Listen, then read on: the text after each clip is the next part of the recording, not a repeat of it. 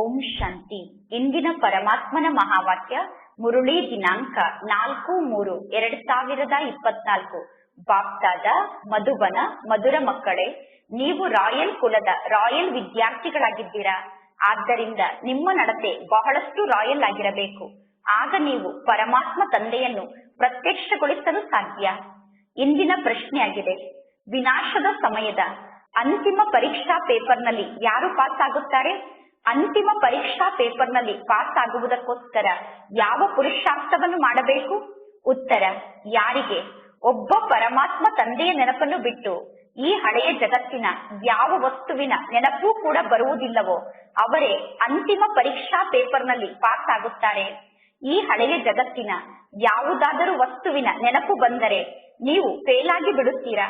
ಆದ್ದರಿಂದ ಬೇಹದ್ದಿನ ಸಂಪೂರ್ಣ ಜಗತ್ತಿನ ಬಗ್ಗೆ ಇರುವ ಮಮತ್ವವನ್ನು ಸಮಾಪ್ತಿ ಮಾಡಿಕೊಳ್ಳಬೇಕು. ನಾವೆಲ್ಲರೂ ಸಹೋದರರಾಗಿದ್ದೇವೆ ಅನ್ನುವ ಸ್ಥಿತಿಯನ್ನು ಪಕ್ಕಾ ಮಾಡಿಕೊಳ್ಳಬೇಕು. ದೇಹಾಭಿಮಾನ ಸಂಪೂರ್ಣ ಸಮಾಪ್ತಿಯಾಗಿರಬೇಕು. ಓಂ ಶಾಂತಿ. ಮಕ್ಕಳಿಗೆ ಸದಾ ಇದೇ ಮಾತಿನ ನಶೆ ಇರಬೇಕು, ನಾವು ಎಷ್ಟೊಂದು ರಾಯಲ್ ಆದ ವಿದ್ಯಾರ್ಥಿಗಳಾಗಿದ್ದೇವೆ ಎಂದು. ನಾವೀಗ ಬಹಳಷ್ಟು ರಾಯಲ್ ಆದ ವಿದ್ಯಾರ್ಥಿಗಳಾಗಿದ್ದೇವೆ ಅನ್ನುವ ನಶೆ ಮಕ್ಕಳಿಗೆ ಸದಾ ಇರಬೇಕು. ಬೇಹದ್ದಿನ ಮಾಲೀಕ ಆದಂತಹ ಪರಮಾತ್ಮ ತಂದೆ ನಮಗೆ ಶಿಕ್ಷಣವನ್ನು ಕಲಿಸುತ್ತಿದ್ದಾರೆ. ಅಂದ ಮೇಲೆ ನೀವೀಗ ಎಷ್ಟೊಂದು ರಾಯಲ್ ಕುಲದ ರಾಯಲ್ ವಿದ್ಯಾರ್ಥಿಗಳಾಗಿದ್ದೀರಾ. ಅಂದ ಮೇಲೆ ರಾಯಲ್ ವಿದ್ಯಾರ್ಥಿಗಳ ನಡತೆ ಕೂಡ ರಾಯಲ್ ಆಗಿರಬೇಕು. ಆಗ ನೀವು ಪರಮಾತ್ಮ ತಂದೆಯನ್ನು ಪ್ರತ್ಯಕ್ಷಗೊಳಿಸಲು ಸಾಧ್ಯ. ನೀವೀಗ ವಿಶ್ವದಲ್ಲಿ ಶಾಂತಿಯನ್ನು ಸ್ಥಾಪನೆ ಮಾಡಲು ನಿಮಿತ್ತ ಆಗಿದ್ದೀರಾ. ಪರಮಾತ್ಮ ತಂದೆಯ ಶ್ರೀಮತದಂತೆ ನಡೆದು ವಿಶ್ವದಲ್ಲಿ ಶಾಂತಿಯನ್ನು ಸ್ಥಾಪನೆ ಮಾಡಲು ನೀವು ನಿಮಿತ್ತರಾಗಿದ್ದೀರಾ. ಈಗ ನಿಮಗೆ ಶಾಂತಿಯ ಬಹುಮಾನ ಸಿಗುತ್ತದೆ.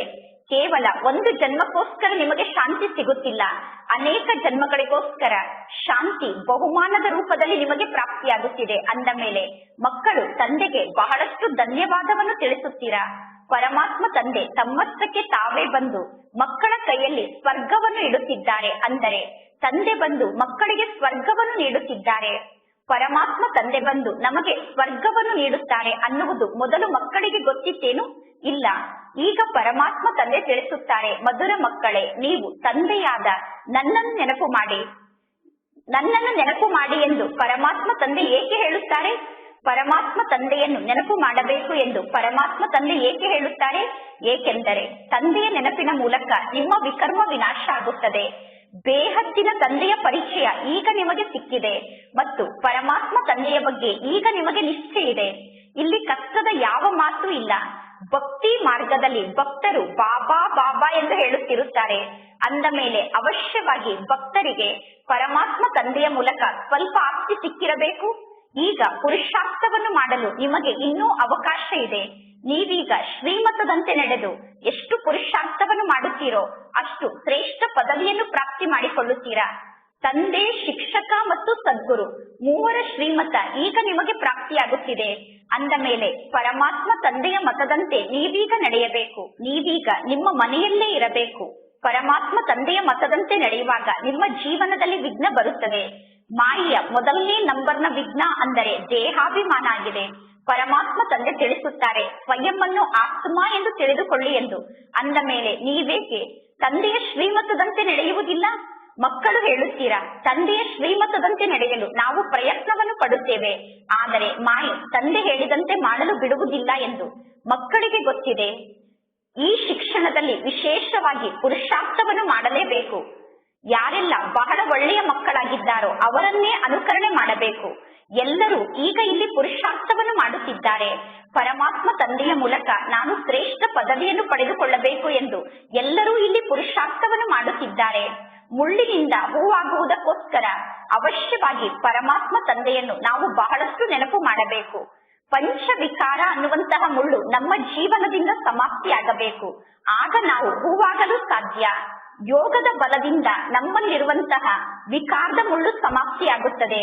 ಕೆಲವು ಮಕ್ಕಳು ವಿಚಾರ ಮಾಡುತ್ತಾರೆ, ಇಂಥವರು ಈ ರೀತಿ ಶರೀರವನ್ನು ತ್ಯಾಗ ಮಾಡಿದರು, ನಾಳೆ ನಾನು ಕೂಡ ಇದೇ ರೀತಿ ಶರೀರವನ್ನು ತ್ಯಾಗ ಮಾಡಿ ವಾಪಸ್ ಹೋಗಬಹುದು ಎಂದು. ಆದರೆ ನೀವು ಅವರನ್ನು ನೋಡಿ ಏಕೆ ಪುರುಷಾರ್ಥವನ್ನು ಮಾಡುತ್ತೀರಾ?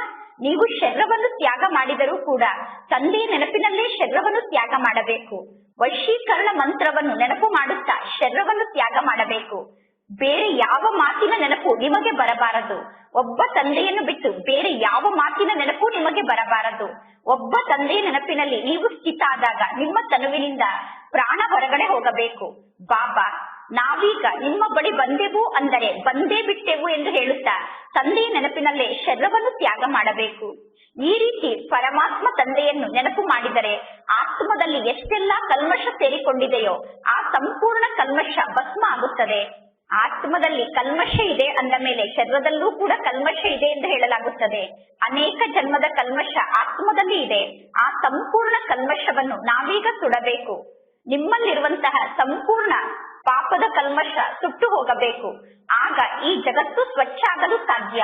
ಜಗತ್ತಿನಲ್ಲಿರುವ ಸಂಪೂರ್ಣ ಕಲ್ಮಶ ನಿಮಗೋಸ್ಕರ ಸ್ವಚ್ಛ ಆಗುತ್ತದೆ. ನಿಮಗೋಸ್ಕರ ಈ ಜಗತ್ತಿನ ಸಂಪೂರ್ಣ ಕೊಳಕು ಈಗ ಸಮಾಪ್ತಿಯಾಗುತ್ತದೆ.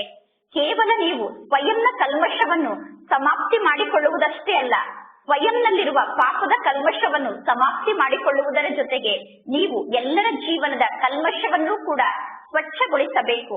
ಪರಮಾತ್ಮ ತಂದೆಯನ್ನು ನೀವು ಕೂಗಿ ಕರೆಯುತ್ತೀರಾ, ಪರಮಾತ್ಮ ತಂದೆ ನೀವು ಬಂದು ಈ ಜಗತ್ತಿನ ಕಲ್ಮಶವನ್ನು ಸಮಾಪ್ತಿ ಮಾಡಿ ಈ ಜಗತ್ತನ್ನು ಸ್ವಚ್ಛಗೊಳಿಸಿ ಎಂದು, ಸಂಪೂರ್ಣ ವಿಶ್ವವನ್ನು ಪವಿತ್ರ ಮಾಡಿ ಎಂದು ಪರಮಾತ್ಮ ತಂದೆಯನ್ನು ನೀವು ಕೂಗಿ ಕರೆಯುತ್ತೀರಾ.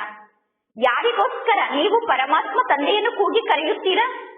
ಪವಿತ್ರ ಜಗತ್ತಿನಲ್ಲಿ ಮಕ್ಕಳಾದ ನೀವು ಮಾತ್ರ ನಿವಾಸವನ್ನು ಮಾಡುತ್ತೀರಾ. ಅಂದ ಮೇಲೆ ಪವಿತ್ರ ಜಗತ್ತಿನಲ್ಲಿ ಮೊದಲು ರಾಜ್ಯವನ್ನು ಆಳಲು ಮಕ್ಕಳಾದ ನೀವೇ ಬರುತ್ತೀರಾ. ಅಂದ ಮೇಲೆ ಪರಮಾತ್ಮ ತಂದೆ ನಿಮಗೋಸ್ಕರ ನಿಮ್ಮ ದೇಶದಲ್ಲಿ ಬಂದಿದ್ದಾರೆ. ಭಕ್ತಿ ಮತ್ತು ಜ್ಞಾನಕ್ಕೆ ಬಹಳಷ್ಟು ಅಂತರ ಇದೆ. ಭಕ್ತಿಗೂ ಮತ್ತು ಜ್ಞಾನಕ್ಕೂ ಬಹಳಷ್ಟು ಅಂತರ ಇದೆ. ಭಕ್ತಿ ಮಾರ್ಗದಲ್ಲಿ ಭಕ್ತರು ಬಹಳ ಒಳ್ಳೆಯ ಗೀತೆಯನ್ನು ಹಾಡುತ್ತಾರೆ. ಆದರೆ ಭಕ್ತರು ಗೀತೆಯನ್ನು ಹಾಡಿದ ತಕ್ಷಣ ಆ ಗೀತೆಯ ಮೂಲಕ ಯಾರ ಕಲ್ಯಾಣವೂ ಆಗುವುದಿಲ್ಲ. ಭಕ್ತರು ಗೀತೆಯನ್ನು ಹಾಡಿ ಯಾರ ಕಲ್ಯಾಣವನ್ನು ಮಾಡುವುದಿಲ್ಲ. ಯಾವಾಗ ನೀವು ನಿಮ್ಮ ಸ್ವಧರ್ಮದಲ್ಲಿ ಸ್ಥಿತಾಗಿ ಪರಮಾತ್ಮ ತಂದೆಯನ್ನು ನೆನಪು ಮಾಡುತ್ತೀರೋ ಆಗ ನಿಮ್ಮ ಕಲ್ಯಾಣ ಆಗುತ್ತದೆ. ನೀವೀಗ ಪರಮಾತ್ಮ ತಂದೆಯ ನೆನಪಿನಲ್ಲಿ ಹೇಗೆ ಸ್ಥಿತ ಆಗಬೇಕು ಅಂದರೆ, ಲೈಟ್ ಹೌಸ್ ತಿರುಗಿದಂತೆ ತಂದೆಯ ನೆನಪು ನಿಮ್ಮ ಬುದ್ಧಿಯಲ್ಲಿ ತಿರುಗುತ್ತಿರಬೇಕು. ಸ್ವದರ್ಶನ ಚಕ್ರಕ್ಕೂ ಕೂಡ ಲೈಟ್ ಹೌಸ್ ಎಂದು ಕರೆಯುತ್ತಾರೆ. ಅಂದ ಮೇಲೆ ನಿಮ್ಮ ಮನಸ್ಸಿನ ಆಂತರ್ಯದಲ್ಲಿ ನೀವೀಗ ಅರ್ಥ ಮಾಡಿಕೊಂಡಿದ್ದೀರಾ, ಪರಮಾತ್ಮ ತಂದೆ ನಮಗೆ ಸ್ವರ್ಗದ ಆಸ್ತಿಯನ್ನು ನೀಡುತ್ತಾರೆ.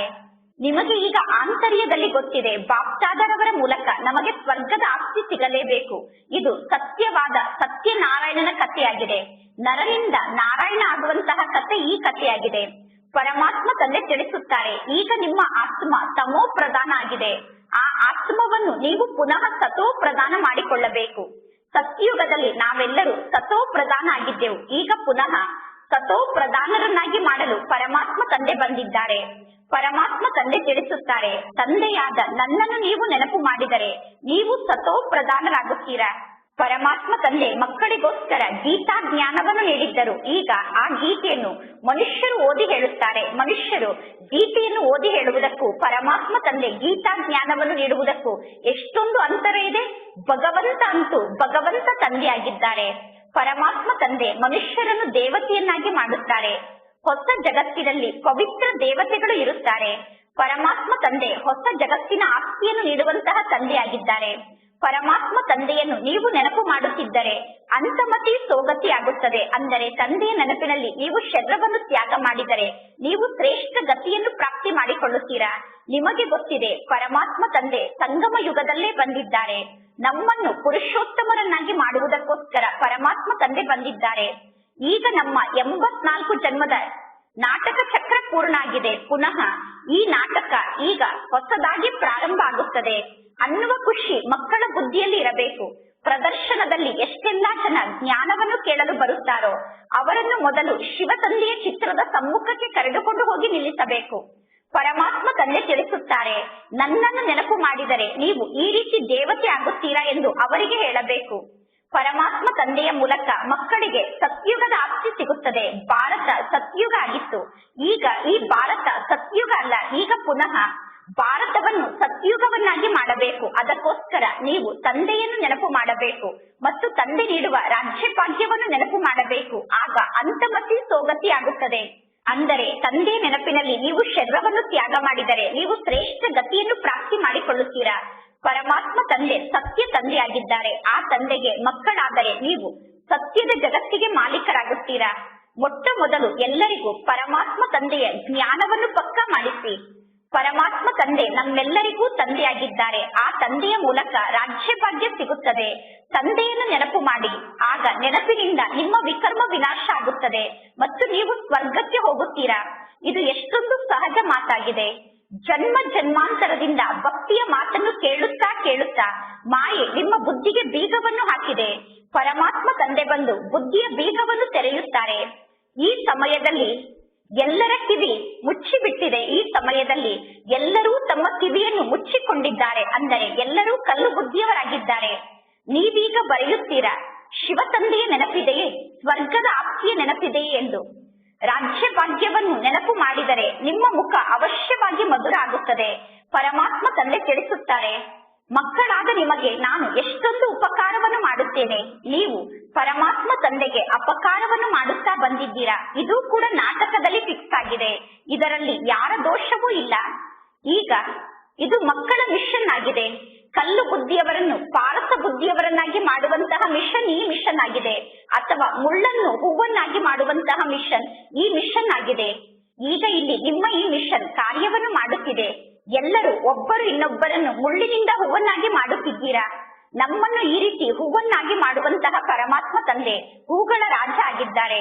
ಸ್ವರ್ಗವನ್ನು ಸ್ಥಾಪನೆ ಮಾಡುವಂತವರು ಪರಮಾತ್ಮ ತಂದೆಯಾಗಿದ್ದಾರೆ. ಅಥವಾ ಹೂಗಳ ಹೂದೋಟವನ್ನು ನಿರ್ಮಾಣ ಮಾಡುವಂತವರು ಒಬ್ಬ ಪರಮಾತ್ಮ ತಂದೆಯಾಗಿದ್ದಾರೆ. ನೀವೆಲ್ಲರೂ ಈಶ್ವರನ ಸೇವಾದಾರಿಯಾಗಿದ್ದೀರಾ. ನೀವೀಗ ತಮೋ ಪ್ರಧಾನ ಆತ್ಮರನ್ನು ಸತೋ ಪ್ರಧಾನರನ್ನಾಗಿ ಮಾಡಬೇಕು. ಇದೇ ನೀವು ಮಾಡುವಂತಹ ಸೇವೆಯಾಗಿದೆ. ತಮೋ ಪ್ರಧಾನರನ್ನು ಸತೋ ಪ್ರಧಾನರನ್ನಾಗಿ ಮಾಡುವುದೇ ನಾವು ಮಾಡುವಂತಹ ಸೇವೆಯಾಗಿದೆ. ಇಲ್ಲಿ ಪರಮಾತ್ಮ ತಂದೆ ಮಕ್ಕಳಿಗೆ ಬೇರೆ ಯಾವ ಮಾತಿನ ಕಷ್ಟವನ್ನೂ ನೀಡುವುದಿಲ್ಲ. ಜ್ಞಾನವನ್ನು ತಿಳಿಸುವುದು ಬಹಳ ಸಹಜ ಆಗಿದೆ. ಕಲಿಯುಗಿ ಜಗತ್ತು ತಮೋ ಪ್ರಧಾನ ಜಗತ್ತಾಗಿದೆ. ಒಂದು ವೇಳೆ ಈ ಕಲಿಯುಗದ ಆಯಸ್ಸು ಇದೇ ರೀತಿ ದೀರ್ಘಾಯಸ್ಸಾಗಿದ್ದರೆ ಎಲ್ಲರೂ ಇನ್ನೂ ಜಾಸ್ತಿ ತಮೋ ಪ್ರಧಾನ ಆಗುತ್ತಾರೆ. ನಿಮಗೆ ಗೊತ್ತಿದೆ, ನಮ್ಮನ್ನು ಹೂವನ್ನಾಗಿ ಮಾಡುವುದಕ್ಕೋಸ್ಕರ ಪರಮಾತ್ಮ ತಂದೆ ಬಂದಿದ್ದಾರೆ. ನಮ್ಮನ್ನು ಮುಳ್ಳನ್ನಾಗಿ ಮಾಡುವುದು ರಾವಣನ ಕೆಲಸ ಆಗಿದೆ. ಪರಮಾತ್ಮ ತಂದೆ ನಮ್ಮನ್ನು ಹೂವನ್ನಾಗಿ ಮಾಡುತ್ತಾರೆ. ಆ ಪರಮಾತ್ಮ ತಂದೆಯನ್ನು ನಾವೀಗ ನೆನಪು ಮಾಡಬೇಕು. ಯಾರಿಗೆ ಶಿವ ತಂದೆಯ ನೆನಪಿದೆಯೋ ಅವರಿಗೆ ಅವಶ್ಯವಾಗಿ ಸ್ವರ್ಗದ ನೆನಪಿರುತ್ತದೆ. ಯಾವಾಗ ನೀವು ಶಾಂತಿ ಯಾತ್ರೆಯನ್ನು ಮಾಡುತ್ತೀರೋ ಆಗ ಎಲ್ಲರಿಗೂ ತೋರಿಸಬೇಕು, ಪ್ರಜಾಪಿತ ಬ್ರಹ್ಮ ಕುಮಾರಿಯರಾದ ನಾವು ಈ ಲಕ್ಷ್ಮೀ ನಾರಾಯಣರ ರಾಜ್ಯವನ್ನು ಸ್ಥಾಪನೆ ಮಾಡುತ್ತಿದ್ದೇವೆ ಎಂದು. ಶಾಂತಿ ಯಾತ್ರೆಯಲ್ಲಿ ನೀವು ಎಲ್ಲರಿಗೂ ತೋರಿಸಬೇಕು. ನೀವೀಗ ಬ್ರಾಹ್ಮಣರಿಂದ ದೇವತೆ ಆಗುತ್ತೀರಾ. ದೇವತೆಗಳೇ ನಂತರ ಕ್ಷತ್ರಿಯರಾಗುತ್ತಾರೆ, ನಂತರ ದೇವತೆಗಳೇ ವೈಶ್ಯರಾಗುತ್ತಾರೆ, ನಂತರ ಶೂದ್ರರಾಗುತ್ತಾರೆ. ಇದು ಪಲ್ಟಿ ಹೊಡೆಯುವಂತಹ ಆಟ ಆಗಿದೆ. ಈ ಆಟದ ಬಗ್ಗೆ ಯಾರಿಗಾದರೂ ತಿಳಿಸುವುದು ಬಹಳ ಸಹಜ ಆಗಿದೆ. ನಾವೀಗ ಬ್ರಾಹ್ಮಣರಾಗಿದ್ದೇವೆ. ಬ್ರಾಹ್ಮಣರಿಗೆ ಜುಟ್ಟಿರುತ್ತದೆ. ಈಗ ನಿಮಗೆ ಗೊತ್ತಿದೆ, ನಾವು 84 ಜನ್ಮದ ಚಕ್ರವನ್ನು ಪೂರ್ಣಗೊಳಿಸಿದ್ದೇವೆ. ಈಗ ಮಕ್ಕಳಿಗೆ ಎಷ್ಟು ಒಳ್ಳೆಯ ಜ್ಞಾನ ಪ್ರಾಪ್ತಿಯಾಗಿದೆ. ಉಳಿದಿದ್ದೆಲ್ಲ ಭಕ್ತಿಯಾಗಿದೆ. ಒಬ್ಬ ತಂದೆ ಬಂದು ನಮ್ಮೆಲ್ಲರಿಗೂ ಜ್ಞಾನವನ್ನು ತಿಳಿಸುತ್ತಾರೆ. ಸರ್ವರ ಸದ್ಗತಿದಾತ ಒಬ್ಬ ಪರಮಾತ್ಮ ತಂದೆಯಾಗಿದ್ದಾರೆ. ಪುರುಷೋತ್ತಮ ಸಂಗಮ ಯುಗ ಕೂಡ ಒಂದೇ ಯುಗ ಆಗಿದೆ. ಇದೊಂದೇ ಯುಗ ಪುರುಷೋತ್ತಮ ಸಂಗಮ ಯುಗ ಆಗಿದೆ. ಈ ಸಮಯದಲ್ಲಿ ತಂದೆ ಮಕ್ಕಳಿಗೆ ಶಿಕ್ಷಣವನ್ನು ಕಲಿಸುತ್ತಾರೆ. ಭಕ್ತಿ ಮಾರ್ಗದಲ್ಲಿ ಪುನಃ ನಿಮ್ಮ ನೆನಪಾರ್ಥವಾದ ಚಿತ್ರವನ್ನು ನಿರ್ಮಾಣ ಮಾಡುತ್ತಾರೆ. ಪರಮಾತ್ಮ ತಂದೆ ಮಕ್ಕಳಿಗೆ ಮಾರ್ಗವನ್ನು ತೋರಿಸಿದ್ದಾರೆ. ಈ ರೀತಿ ನೀವು ಪುರುಷಾರ್ಥವನ್ನು ಮಾಡಿದರೆ ನೀವು ನನ್ನ ಮೂಲಕ ಆಸ್ತಿಯನ್ನು ಪಡೆದುಕೊಳ್ಳಬಹುದು ಎಂದು ತಂದೆ ಮಕ್ಕಳಿಗೆ ಮಾರ್ಗವನ್ನು ತೋರಿಸುತ್ತಿದ್ದಾರೆ. ಈ ಶಿಕ್ಷಣ ಬಹಳ ಸಹಜವಾದ ಶಿಕ್ಷಣ ಆಗಿದೆ. ಇದು ನರನಿಂದ ನಾರಾಯಣ ಆಗುವಂತಹ ಶಿಕ್ಷಣ ಆಗಿದೆ. ಇದಕ್ಕೆ ನರನಿಂದ ನಾರಾಯಣ ಆಗುವಂತಹ ಕಥೆ ಎಂದು ಹೇಳಿದರೆ ತಪ್ಪಾಗಿ ಬಿಡುತ್ತದೆ. ಏಕೆಂದರೆ ಕಥೆಯಲ್ಲಿ ಗುರಿ ಉದ್ದೇಶ ಇರುವುದಿಲ್ಲ, ಶಿಕ್ಷಣದಲ್ಲಿ ಗುರಿ ಉದ್ದೇಶ ಇರುತ್ತದೆ. ಇಲ್ಲಿ ನಮಗೆ ಯಾರು ಶಿಕ್ಷಣವನ್ನು ಕಲಿಸುತ್ತಿದ್ದಾರೆ? ಜ್ಞಾನದ ಸಾಗರ ತಂದೆ ಮಕ್ಕಳಿಗೆ ಶಿಕ್ಷಣವನ್ನು ಕಲಿಸುತ್ತಿದ್ದಾರೆ. ಪರಮಾತ್ಮ ತಂದೆ ತಿಳಿಸುತ್ತಾರೆ, ನಾನು ಬಂದು ಜ್ಞಾನರತ್ನದಿಂದ ನಿಮ್ಮ ಜೋಳಿಗೆಯನ್ನು ತುಂಬುತ್ತೇನೆ. ಬೇಹದ್ದಿನ ತಂದೆಯನ್ನು ನೀವು ಏನೆಂದು ಪ್ರಶ್ನೆಯನ್ನು ಕೇಳುತ್ತೀರಾ? ಬೇಹದ್ದಿನ ತಂದೆಯ ಸಮ್ಮುಖದಲ್ಲಿ ನೀವೀಗ ಯಾವ ಪ್ರಶ್ನೆಯನ್ನು ಕೇಳುತ್ತೀರಾ? ಏಕೆಂದರೆ ಈ ಸಮಯದಲ್ಲಿ ನೀವೆಲ್ಲರೂ ಕಲ್ಲು ಬುದ್ಧಿಯವರಾಗಿದ್ದೀರಾ. ರಾವಣನ ಬಗ್ಗೆ ಯಾರಿಗೂ ಕೂಡ ಗೊತ್ತಿಲ್ಲ. ಈಗ ನಿಮಗೆ ಬುದ್ಧಿಶಕ್ತಿ ಪ್ರಾಪ್ತಿಯಾಗುತ್ತಿದೆ. ಈಗ ಪ್ರಶ್ನೆಯನ್ನು ಕೇಳುವಂತಹ ಬುದ್ಧಿಶಕ್ತಿ ನಿಮಗೆ ಪ್ರಾಪ್ತಿಯಾಗುತ್ತಿದೆ. ನೀವು ಮನುಷ್ಯರನ್ನು ಕೇಳಬೇಕು. ಕೊನೆಗೂ ಈ ರಾವಣ ಅಂದರೆ ಯಾರಾಗಿದ್ದಾರೆ? ಯಾವಾಗಿನಿಂದ ರಾವಣ ಜನ್ಮವನ್ನು ಪಡೆದುಕೊಂಡಿದ್ದಾರೆ? ಯಾವಾಗ ರಾವಣ ಜನ್ಮವನ್ನು ಪಡೆದುಕೊಂಡರು? ಯಾವಾಗಿನಿಂದ ನೀವು ರಾವಣನನ್ನು ಸುಡುತ್ತಿದ್ದೀರಾ ಎಂದು ನೀವು ಜಗತ್ತಿನ ಜನರನ್ನು ಕೇಳಬೇಕು. ಜನ ಹೇಳುತ್ತಾರೆ, ಅನಾದಿಯಿಂದ ರಾವಣನನ್ನು ಸುಡುತ್ತಿದ್ದೇವೆ ಎಂದು. ಈ ರೀತಿ ಅನೇಕ ಪ್ರಕಾರದ ಪ್ರಶ್ನೆಯನ್ನು ನೀವೀಗ ಕೇಳಬಹುದು. ಯಾವಾಗ ಸಮಯ ಬರುತ್ತದೆಯೋ ಆಗ ನೀವು ಈ ರೀತಿ ಪ್ರಶ್ನೆಯನ್ನು ಕೇಳುತ್ತೀರಾ. ನಿಮ್ಮ ಪ್ರಶ್ನೆಗೆ ಯಾರು ಉತ್ತರವನ್ನು ನೀಡಲು ಸಾಧ್ಯ ಇಲ್ಲ. ಈಗ ಆತ್ಮರಾದ ನೀವು ನೆನಪಿನ ಯಾತ್ರೆಯಲ್ಲಿ ತತ್ಪರಾಗಿರಬೇಕು. ನಿಮ್ಮ ಆತ್ಮ ನೆನಪಿನ ಯಾತ್ರೆಯಲ್ಲೇ ಈಗ ತತ್ಪರ ಆಗುತ್ತದೆ. ಅಂದ ಮೇಲೆ ನೀವು ಸ್ವಯಂ ಅನ್ನು ಕೇಳಿಕೊಳ್ಳಿ, ನಾನೀಗ ಸತೋ ಪ್ರಧಾನ ಆಗಿದ್ದೇನಾ? ನಾನು ಸತೋ ಪ್ರಧಾನ ಆಗಿದ್ದೇನೆ ಎಂದು ನಿಮ್ಮ ಮನಸ್ಸು ನಿಮಗೆ ಹೇಳುತ್ತಿದೆಯಾ? ನಾನು ಸತೋ ಪ್ರಧಾನ ಆಗಿದ್ದೇನೆ ಎಂದು ನಿಮ್ಮ ಮನಸ್ಸು ನಿಮಗೆ ಸಾಕ್ಷಿಯನ್ನು ಹೇಳುತ್ತಿದೆಯಾ? ಈಗ ಇನ್ನೂ ನೀವು ಕರ್ಮಾತೀತ ಸ್ಥಿತಿಯನ್ನು ರೂಪಿಸಿಕೊಂಡಿಲ್ಲ. ಈಗ ಇನ್ನೂ ನಾವು ಕರ್ಮಾತೀತ ಸ್ಥಿತಿಯನ್ನು ರೂಪಿಸಿಕೊಳ್ಳಬೇಕು. ಈ ಸಮಯದಲ್ಲಿ ನಿಮ್ಮ ಸಂಖ್ಯೆ ಬಹಳ ಕಡಿಮೆ ಇದೆ. ಆದ್ದರಿಂದ ನಿಮ್ಮ ಜ್ಞಾನದ ಮಾತನ್ನು ಯಾರೂ ಕೇಳುವುದಿಲ್ಲ. ನಿಮ್ಮ ಮಾತು ಸಂಪೂರ್ಣ ಭಿನ್ನವಾದ ಮಾತಾಗಿದೆ. ಮೊಟ್ಟ ಮೊದಲು ನೀವು ಎಲ್ಲರಿಗೂ ತಿಳಿಸಬೇಕು, ಪರಮಾತ್ಮ ತಂದೆ ಸಂಗಮ ಯುಗದಲ್ಲೇ ಬರುತ್ತಾರೆ ಎಂದು. ಒಂದೊಂದು ಮಾತಿನ ಬಗ್ಗೆ ಯಾವಾಗ ಜನ ಅರ್ಥ ಮಾಡಿಕೊಳ್ಳುತ್ತಾರೋ ಆಗ ಅವರನ್ನು ಮುಂದಿನ ಚಿತ್ರದ ಸಮ್ಮುಖಕ್ಕೆ ಕರೆದುಕೊಂಡು ಹೋಗಬೇಕು. ಬಹಳಷ್ಟು ಧೈರ್ಯದಿಂದ, ಪ್ರೀತಿಯಿಂದ ಎಲ್ಲರಿಗೂ ಪರಮಾತ್ಮ ತಂದೆಯ ಪರಿಚಯವನ್ನು ನೀಡಬೇಕು. ಈಗ ನಿಮಗೆ ಇಬ್ಬರು ತಂದೆಯರು ಇದ್ದಾರೆ. ಒಬ್ಬರು ಲೌಕಿಕ ತಂದೆ, ಇನ್ನೊಬ್ಬರು ಪಾರಲೌಕಿಕ ತಂದೆ ಎಂದು ಇಬ್ಬರು ತಂದೆಯರ ಪರಿಚಯವನ್ನು ಎಲ್ಲರಿಗೂ ತಿಳಿಸಬೇಕು. ಪಾರಲೌಕಿಕ ತಂದೆಯಿಂದ ಬೇಹದ್ದಿನ ಆಸ್ತಿ ಯಾವಾಗ ಸಿಗುತ್ತದೆ ಅಂದರೆ ಯಾವಾಗ ನೀವು ಸತೋ ಪ್ರಧಾನ ಆಗುತ್ತೀರೋ ಆಗ ಪಾರಲೌಕಿಕ ತಂದೆಯಿಂದ ಬೇಹದ್ದಿನ ಆಸ್ತಿ ಸಿಗುತ್ತದೆ. ಪರಮಾತ್ಮ ತಂದೆಯ ನೆನಪಿನಲ್ಲಿ ಸ್ಥಿತ ಆದರೆ ನಿಮಗೆ ಖುಷಿಯ ನಶೆ ಇರುತ್ತದೆ. ತಂದೆಯ ನೆನಪಿನಲ್ಲಿ ಸ್ಥಿತ ಆದರೆ ನಿಮ್ಮಲ್ಲಿ ಎಲ್ಲಾ ಗುಣಗಳು ಸೇರಿಕೊಳ್ಳುತ್ತದೆ. ಆಗ ನೀವು ಗುಣವಂತರಾಗುತ್ತೀರಾ. ಪರಮಾತ್ಮ ತಂದೆ ಬಂದು ಮಕ್ಕಳಿಗೆ ಕ್ವಾಲಿಫಿಕೇಶನ್ ಅನ್ನು ಕಲಿಸುತ್ತಿದ್ದಾರೆ. ಪರಮಾತ್ಮ ತಂದೆ ಮಕ್ಕಳಿಗೆ ಆರೋಗ್ಯವನ್ನು ನೀಡುತ್ತಾರೆ, ಸಂಪತ್ತನ್ನು ನೀಡುತ್ತಾರೆ ಮತ್ತು ಮಕ್ಕಳ ಗುಣವನ್ನು ಸುಧಾರಣೆ ಮಾಡುತ್ತಾರೆ. ಪರಮಾತ್ಮ ತಂದೆ ಮಕ್ಕಳಿಗೆ ಶಿಕ್ಷಣವನ್ನು ಕಲಿಸುತ್ತಾರೆ. ಪರಮಾತ್ಮ ತಂದೆ ಜೈಲಿನ ಶಿಕ್ಷೆಯಿಂದ ಮಕ್ಕಳನ್ನು ಮುಕ್ತ ಮಾಡುತ್ತಾರೆ. ಈಗ ನೀವು ಬಹಳ ಚೆನ್ನಾಗಿ ಮಿನಿಸ್ಟರ್ ಮುಂತಾದವರಿಗೆ ಜ್ಞಾನವನ್ನು ತಿಳಿಸಬಹುದು. ನೀವೀಗ ಹೇಗೆ ಜ್ಞಾನವನ್ನು ತಿಳಿಸಬೇಕು ಅಂದರೆ ಜ್ಞಾನದ ಮಾತನ್ನು ಕೇಳಿ ಅವರು ನೀರಿನಂತೆ ಕರಗಿ ಹೋಗಿ ಬಿಡಬೇಕು. ನಿಮ್ಮ ಈ ಜ್ಞಾನ ಬಹಳಷ್ಟು ಮಧುರವಾದ ಜ್ಞಾನ ಆಗಿದೆ. ಪ್ರೀತಿಯಿಂದ ಕುಳಿತು ಅವರು ಜ್ಞಾನವನ್ನು ಕೇಳಿದರೆ ಅವರಿಗೆ ಪ್ರೇಮದ ಕಣ್ಣೀರು ಬರುತ್ತದೆ. ಸದಾ ನಾನು ನನ್ನ ಸೋದರ ಆತ್ಮನಿಗೆ ಮಾರ್ಗವನ್ನು ತೋರಿಸುತ್ತಿದ್ದೇನೆ ಅನ್ನುವ ದೃಷ್ಟಿಯಿಂದ ನೀವು ಎಲ್ಲರನ್ನೂ ನೋಡಿ ಅವರಿಗೆ ಜ್ಞಾನವನ್ನು ನೀಡಬೇಕು. ನೀವೀಗ ಹೇಳಬೇಕು, ನಾವು ಪರಮಾತ್ಮ ತಂದೆಯ ಶ್ರೀಮತದಂತೆ ಭಾರತದ ಸತ್ಯ ಸೇವೆಯನ್ನು ಮಾಡುತ್ತಿದ್ದೇವೆ. ಭಾರತದ ಸೇವೆಗೋಸ್ಕರ ನಾವು ನಮ್ಮ ಹಣವನ್ನು ಸಫಲ ಮಾಡುತ್ತಿದ್ದೇವೆ. ಪರಮಾತ್ಮ ತಂದೆ ತಿಳಿಸುತ್ತಾರೆ, ದೆಹಲಿಯಲ್ಲಿ ಸೇವೆಗೋಸ್ಕರ ಮುತ್ತಿಗೆಯನ್ನು ಹಾಕಿ ವಿಸ್ತಾರವಾಗಿ ದೆಹಲಿಯಲ್ಲಿ ಸೇವೆಯನ್ನು ಮಾಡಿ ಎಂದು. ಆದರೆ ಇನ್ನೂವರೆಗೂ ನೀವು ಯಾರಿಗೂ ಜ್ಞಾನದ ಬಾಣವನ್ನು ಹೊಡೆದು ಜ್ಞಾನದ ಬಾಣದ ಮೂಲಕ ಅವರಿಗೆ ಗಾಯವನ್ನು ಮಾಡಿಲ್ಲ.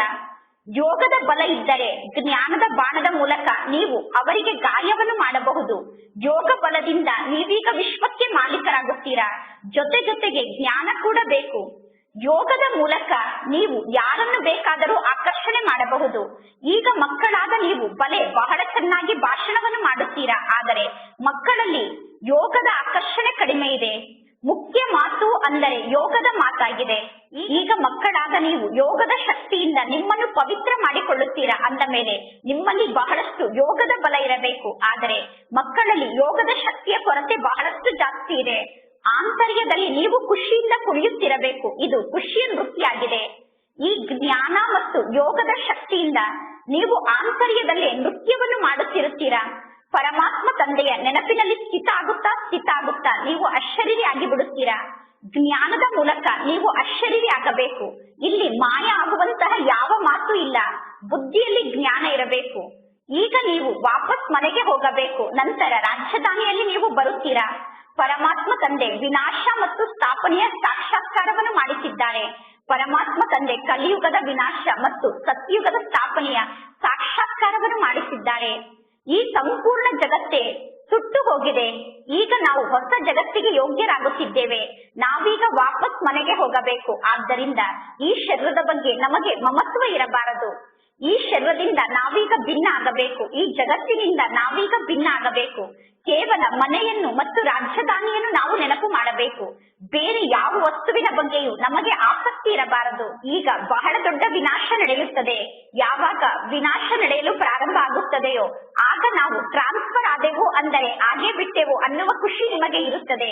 ಈ ಹಳೆಯ ಜಗತ್ತಿನ ಯಾವುದಾದರೂ ವಸ್ತು ನಿಮಗೆ ನೆನಪಿಗೆ ಬಂದರೆ ನೀವು ಫೇಲ್ ಆಗಿ ಬಿಡುತ್ತೀರಾ. ಮಕ್ಕಳ ಬಳಿ ಅಂತೂ ಏನೂ ಇಲ್ಲ. ಈಗ ನಿಮಗೆ ಯಾವ ವಸ್ತುವಿನ ನೆನಪು ಬರಲು ಸಾಧ್ಯ? ಯಾವುದಾದರೂ ವಸ್ತುವಿನ ನೆನಪು ಬರಲು ನಿಮ್ಮ ಬಳಿ ಯಾವ ವಸ್ತುವೂ ಇಲ್ಲ. ಬೇಹದ್ದಿನ ಸಂಪೂರ್ಣ ಜಗತ್ತಿನ ಬಗ್ಗೆ ನಿಮಗೆ ಇರುವಂತಹ ಮಮತ್ವ ಸಮಾಪ್ತಿಯಾಗಿ ಬಿಡಬೇಕು. ಬೇಹದ್ದಿನ ಜಗತ್ತಿನ ಬಗ್ಗೆ ಮಮತ್ವವನ್ನು ಸಮಾಪ್ತಿ ಮಾಡಿಕೊಳ್ಳುವ ಮಾತಿನಲ್ಲೇ ಪರಿಶ್ರಮ ಇದೆ. ನಾವೆಲ್ಲರೂ ಸೋದರರಾಗಿದ್ದೇವೆ ಅನ್ನುವ ಸ್ಥಿತಿ ಈಗ ಪಕ್ಕ ಆಗಬೇಕು. ಯಾವಾಗ ದೇಹಾಭಿಮಾನ ಸಮಾಪ್ತಿ ಆಗುತ್ತದೆಯೋ ಆಗ ನಾವೆಲ್ಲರೂ ಸೋದರರು ಅನ್ನುವ ದೃಷ್ಟಿ ಪಕ್ಕ ಆಗುತ್ತದೆ. ದೇಹಾಭಿಮಾನಕ್ಕೆ ವಶ ಆದಾಗ ನಮಗೆ ನಾವೇ ಸ್ವಲ್ಪವಾದರೂ ನಷ್ಟವನ್ನು ಮಾಡಿಕೊಳ್ಳುತ್ತೇವೆ. ದೇಹಾಭಿಮಾನಕ್ಕೆ ವಶ ಆದಾಗ ನಮಗೆ ಸ್ವಲ್ಪವಾದರೂ ನಷ್ಟ ಆಗುತ್ತದೆ. ಆತ್ಮ ಅಭಿಮಾನಿ ಆದಾಗ ನಮಗೆ ನಷ್ಟ ಆಗುವುದಿಲ್ಲ. ಈಗ ನಾವು ನಮ್ಮ ಸೋದರ ಆತ್ಮರಿಗೆ ಶಿಕ್ಷಣವನ್ನು ಕಲಿಸುತ್ತಿದ್ದೇವೆ. ನಾವು ನಮ್ಮ ಸೋದರರ ಜೊತೆಗೆ ಮಾತನಾಡುತ್ತಿದ್ದೇವೆ ಅನ್ನುವ ಅಭ್ಯಾಸವನ್ನು ಪಕ್ಕಾ ಮಾಡಿಕೊಳ್ಳಬೇಕು. ಈಗ ನೀವು ಸ್ಕಾಲರ್ಶಿಪ್ ಅನ್ನು ಪಡೆದುಕೊಳ್ಳಬೇಕು ಎಂದು ಬಯಸಿದರೆ ನೀವು ಇಷ್ಟು ಪುರುಷಾರ್ಥವನ್ನು ಮಾಡಲೇಬೇಕು. ಯಾವಾಗ ನೀವು ಅನ್ಯರಿಗೆ ಜ್ಞಾನವನ್ನು ತಿಳಿಸುತ್ತೀರೋ ಆಗ ಇವರೆಲ್ಲರೂ ನನ್ನ ಸೋದರರಾಗಿದ್ದಾರೆ ಅನ್ನುವ ಮಾತು ನೆನಪಿನಲ್ಲಿ ಇರಬೇಕು. ಎಲ್ಲಾ ಆತ್ಮರು ಒಬ್ಬ ತಂದೆಗೆ ಮಕ್ಕಳಾಗಿದ್ದಾರೆ. ಪರಮಾತ್ಮ ತಂದೆಯ ಮೂಲಕ ಆಸ್ತಿಯನ್ನು ಪಡೆದುಕೊಳ್ಳಲು ಎಲ್ಲಾ ಸೋದರರಿಗೂ ಅಧಿಕಾರ ಇದೆ. ನಾವು ಸೋದರ ಸೋದರಿಯರು ಅನ್ನುವ ಅಭಿಮಾನ ಕೂಡ ಇರಬಾರದು. ಈ ಸ್ಥಿತಿಗೆ ಆತ್ಮ ಅಭಿಮಾನಿ ಸ್ಥಿತಿ ಎಂದು ಕರೆಯಲಾಗುತ್ತದೆ. ಆತ್ಮಕ್ಕೆ ಶರೀರ ಪ್ರಾಪ್ತಿಯಾಗಿದೆ. ಪುರುಷರ ಶರೀರ ಅಥವಾ ಸ್ತ್ರೀಯರ ಶರೀರದ ಆಧಾರದಿಂದ ಶರೀರಕ್ಕೆ ಹೆಸರನ್ನು ಇಡಲಾಗುತ್ತದೆ. ಆತ್ಮ ಈ ಶರೀರದಿಂದ ಕೂಡ ಭಿನ್ನ ಆಗಿದೆ ಅಂದ ಮೇಲೆ ನೀವೀಗ ವಿಚಾರವನ್ನು ಮಾಡಬೇಕು. ಪರಮಾತ್ಮ ತಂದೆ ನಮಗೆ ಯಾವ ಮಾರ್ಗವನ್ನು ತೋರಿಸುತ್ತಿದ್ದಾರೋ ಅದು ಅವಶ್ಯವಾಗಿ ಸರಿಯಾದ ಮಾರ್ಗ ಆಗಿದೆ ಎಂದು. ಈಗ ಮಕ್ಕಳಾದ ನೀವು ಪರಮಾತ್ಮ ತಂದೆಯ ಸಮ್ಮುಖಕ್ಕೆ ಬರುವುದೇ ತಂದೆಯನ್ನು ನೆನಪು ಮಾಡುವಂತಹ ಪ್ರಾಕ್ಟೀಸ್ ಅನ್ನು ಮಾಡುವುದಕ್ಕೋಸ್ಕರ. ಟ್ರೈನ್ ನಲ್ಲಿ ನೀವು ಯಾರಿಗಾದರೂ ಬ್ಯಾಚ್ ನ ಮೂಲಕ ಜ್ಞಾನವನ್ನು ತಿಳಿಸಬಹುದು. ಕುಳಿತು ಒಬ್ಬರು ಇನ್ನೊಬ್ಬರನ್ನು ಕೇಳಬೇಕು, ನಿಮಗೆ ಎಷ್ಟು ಜನ ತಂದೆಯರಿದ್ದಾರೆ ಎಂದು. ನಂತರ ನೀವೇ ಉತ್ತರವನ್ನು ಕೊಡಬೇಕು. ಅನ್ಯರ ಗಮನವನ್ನು ಸೆಳೆಯುವುದಕ್ಕೋಸ್ಕರ ಇದು ಯುಕ್ತಿಯಾಗಿದೆ. ನಿಮ್ಮೆಲ್ಲರಿಗೂ ಇಬ್ಬರು ತಂದೆಯರಿದ್ದಾರೆ, ನಮಗೆ 3 ಜನ ತಂದೆಯರಿದ್ದಾರೆ. ಈ ಅಲೌಕಿಕ ತಂದೆಯಾದ ಬ್ರಹ್ಮ ತಂದೆಯ ಮೂಲಕ ಪರಮಾತ್ಮ ತಂದೆಯ ಆಸ್ತಿ ನಮಗೆ ಸಿಗುತ್ತದೆ. ನಿಮ್ಮ ಬಳಿ ಬಹಳ ಫಸ್ಟ್ ಕ್ಲಾಸ್ ಆದ ವಸ್ತು ಇದೆ. ಜಗತ್ತಿನ ಜನ ಹೇಳುತ್ತಾರೆ, ಈ ಜ್ಞಾನದ ಮೂಲಕ ನಿಮಗೆ ಏನು ಲಾಭ ಎಂದು ನೀವು ಹೇಳಬೇಕು. ಅಂಧರಿಗೆ ಊರುಗೋಲಾಗಿ ಮಾರ್ಗವನ್ನು ತೋರಿಸುವುದೇ ನಮ್ಮ ಕರ್ತವ್ಯ ಆಗಿದೆ ಎಂದು. ಹೇಗೆ ಜಗತ್ತಿನಲ್ಲಿ ನನ್ಸ್ ಸೇವೆಯನ್ನು ಮಾಡುತ್ತಾರೋ ಅದೇ ರೀತಿ ನೀವು ಸೇವೆಯನ್ನು ಮಾಡಿ. ನೀವೀಗ ಬಹಳಷ್ಟು ಜನ ಪ್ರಜೆಗಳನ್ನು ತಯಾರು ಮಾಡಿಕೊಳ್ಳಬೇಕು. ಶ್ರೇಷ್ಠ ಪದವಿಯನ್ನು ಪಡೆದುಕೊಳ್ಳುವುದಕ್ಕೋಸ್ಕರ ನೀವು ಪುರುಷಾರ್ಥವನ್ನು ಮಾಡಬೇಕು. ಏರುವ ಕಲೆಗೆ ಹೋಗುವುದಕ್ಕೋಸ್ಕರ ನೀವೀಗ ಎಲ್ಲರಿಗೂ ಮಾರ್ಗವನ್ನು ತೋರಿಸುತ್ತೀರಾ. ಒಬ್ಬ ತಂದೆಯನ್ನು ನೆನಪು ಮಾಡುತ್ತಾ ಇರಿ. ಆಗ ನಿಮಗೆ ಬಹಳಷ್ಟು ಖುಷಿ ಇರುತ್ತದೆ ಮತ್ತು ನಿಮ್ಮ ವಿಕರ್ಮ ವಿನಾಶ ಆಗುತ್ತದೆ. ತಂದೆಯ ಮೂಲಕ ಆಸ್ತಿಯನ್ನು ಪಡೆದುಕೊಳ್ಳುವುದು ಬಹಳ ಸಹಜ ಆಗಿದೆ. ಆದರೆ ಬಹಳಷ್ಟು ಜನ ಮಕ್ಕಳು ಈಗಲೂ ತಪ್ಪನ್ನು ಮಾಡುತ್ತಿರುತ್ತಾರೆ. ಒಳ್ಳೆಯದು, ಮಧುರಾತಿ ಮಧುರ ಅಗಲಿ ಹೋಗಿ ಮರಳಿ ಸಿಕ್ಕಿರುವ ಮಕ್ಕಳ ಪ್ರತಿ ಮಾತ್ಪಿತಾ ಬಾಪ್ದಾದರವರ ನೆನಪು, ಪ್ರೀತಿ ಹಾಗೂ ಸುಪ್ರಭಾತ. ಆತ್ಮಿಕ ಮಕ್ಕಳಿಗೆ ಆತ್ಮಿಕ ತಂದೆಯ ನಮಸ್ತೆ, ಆತ್ಮಿಕ ತಂದೆಗೆ ಆತ್ಮಿಕ ಮಕ್ಕಳ ನೆನಪು, ಪ್ರೀತಿ ಹಾಗೂ ನಮಸ್ತೆ ನಮಸ್ತೆ ನಮಸ್ತೆ. ಧಾರಣೆಗೋಸ್ಕರ ಮುಖ್ಯ ಸಾರ. ಫಸ್ಟ್ ಪಾಯಿಂಟ್, ಅಂತಿಮ ಸಮಯದಲ್ಲಿ ಪಾಸ್ ಆಗುವುದಕ್ಕೋಸ್ಕರ ಈ ಶರೀರದಿಂದ ಭಿನ್ನ ಆಗಬೇಕು ಮತ್ತು ಈ ಜಗತ್ತಿನಿಂದ ಭಿನ್ನ ಆಗಬೇಕು. ಯಾವುದೇ ವಸ್ತುವಿನ ಬಗ್ಗೆ ಆಸಕ್ತಿಯನ್ನು ಇಟ್ಟುಕೊಳ್ಳಬಾರದು. ನಾನೀಗ ಟ್ರಾನ್ಸ್ಫರ್ ಆಗಿ ಸತ್ಯುಗಕ್ಕೆ ಹೋದೆ ಅಂದರೆ ಹೋಗೇ ಬಿಟ್ಟೆ ಅನ್ನುವ ವಿಚಾರ ಬುದ್ಧಿಯಲ್ಲಿ ಇರಬೇಕು. ಸೆಕೆಂಡ್ ಪಾಯಿಂಟ್, ಬಹಳಷ್ಟು ಧೈರ್ಯ ಮತ್ತು ಪ್ರೀತಿಯಿಂದ ಎಲ್ಲರಿಗೂ ಇಬ್ಬರು ತಂದೆಯರ ಪರಿಚಯವನ್ನು ತಿಳಿಸಬೇಕು. ಜ್ಞಾನ ರತ್ನದಿಂದ ಜೋಳಿಗೆಯನ್ನು ತುಂಬಿಕೊಂಡು ಜ್ಞಾನವನ್ನು ದಾನವಾಗಿ ನೀಡಬೇಕು. ಮುಳ್ಳನ್ನು ಹೂವನ್ನಾಗಿ ಮಾಡುವಂತಹ ಸೇವೆಯನ್ನು ಅವಶ್ಯವಾಗಿ ಮಾಡಬೇಕು.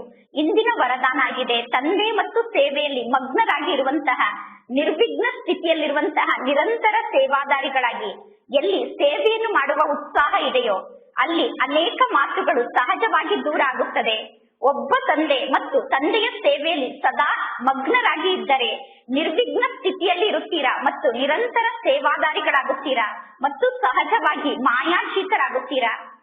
ಸಮಯಕ್ಕನುಸಾರವಾಗಿ ಸೇವೆಯ ರೂಪ ರೇಖೆ ಎಲ್ಲವೂ ಪರಿವರ್ತನೆ ಆಗುತ್ತಿದೆ ಮತ್ತು ಪರಿವರ್ತನೆ ಆಗುತ್ತಿರುತ್ತದೆ. ಅಂದ ಮೇಲೆ ನೀವೀಗ ಜಾಸ್ತಿ ಜ್ಞಾನವನ್ನು ಹೇಳುವ ಅವಶ್ಯಕತೆ ಇಲ್ಲ. ಆದರೆ ಜಗತ್ತಿನ ಜನ ಸ್ವಯಂ ಹೇಳುತ್ತಾರೆ, ನೀವು ಮಾಡುತ್ತಿರುವ ಕಾರ್ಯ ಶ್ರೇಷ್ಠ ಕಾರ್ಯ ಆಗಿದೆ ಎಂದು. ಆದ್ದರಿಂದ ನೀವು ನಿಮ್ಮ ಕಾರ್ಯದಲ್ಲಿ ನಮ್ಮನ್ನು ಸಹಯೋಗಿಯನ್ನಾಗಿ ಮಾಡಿಕೊಳ್ಳಿ ಎಂದು ಜಗತ್ತಿನ ಜನ ನಿಮಗೆ ಹೇಳುತ್ತಾರೆ. ಸಮಯದ ಸಮೀಪತೆಯ ಸಂಕೇತ ಇದೇ ಆಗಿದೆ. ಅಂದ ಮೇಲೆ ಬಹಳಷ್ಟು ಉಮಂಗುತ್ಸಾಹದಿಂದ ಸೇವೆಯನ್ನು ಮಾಡುತ್ತಾ ಸೇವೆಯ ಮಾರ್ಗದಲ್ಲಿ ಮುಂದೆ ಹೋಗಬೇಕು. ಇಂದಿನ ಸ್ಲೋಗನ್ ಆಗಿದೆ, ಸಂಪನ್ನತೆಯ ಸ್ಥಿತಿಯಲ್ಲಿ ಸ್ಥಿತಾಗಿ, ಆಗ ಪ್ರಕೃತಿಯ ಏರುಪೇರು ಮುಂದೆ ಸಾಗುತ್ತಿರುವಂತಹ ಮೋಡದಂತೆ ನಿಮಗೆ ಅನುಭವ ಆಗುತ್ತದೆ. ಪ್ರಕೃತಿಯಲ್ಲಿ ಎಷ್ಟೆಲ್ಲ ಏರುಪೇರಾಗುತ್ತಿದೆಯೋ ಆ ಏರುಪೇರು ನಮ್ಮ ಮೇಲೆ ತನ್ನ ಪ್ರಭಾವವನ್ನು ಬೀರಬಾರದು. ಅದಕ್ಕೋಸ್ಕರ ನಾವು ಪರಮಾತ್ಮ ತಂದೆಯ ಸಮಾನ ಸಂಪನ್ನಾಗಿ ಸಂಪನ್ನತೆಯ ಸ್ಥಿತಿಯಲ್ಲಿ ಸ್ಥಿತ ಆಗಬೇಕು. ಆಗ ಪ್ರಕೃತಿಯಲ್ಲಿ ಎಷ್ಟೆಲ್ಲ ಏರುಪೇರಾಗುತ್ತದೆಯೋ ಅದು ಚಲಿಸುತ್ತಿರುವ ಮೋಡದ ಸಮಾನ ಎಂದು ನಮಗೆ ಅನುಭವ ಆಗುತ್ತದೆ. ಹೇಗೆ ಮೋಡ ಮುಂದೆ ಸಾಗುತ್ತದೆಯೋ ಅದೇ ರೀತಿ ಎಲ್ಲಾ ಪರಿಸ್ಥಿತಿ ಅನ್ನುವಂತಹ ಮೋಡ ಕೂಡ ಮುಂದೆ ಹೋಗುತ್ತಿದೆ ಎಂದು ಸಂಪನ್ನ ಸ್ಥಿತಿಯಲ್ಲಿ ಸ್ಥಿತ ಆದಾಗ ನಮಗೆ ಅನುಭವ ಆಗುತ್ತದೆ. ಒಳ್ಳೆಯದು. ಓಂ ಶಾಂತಿ.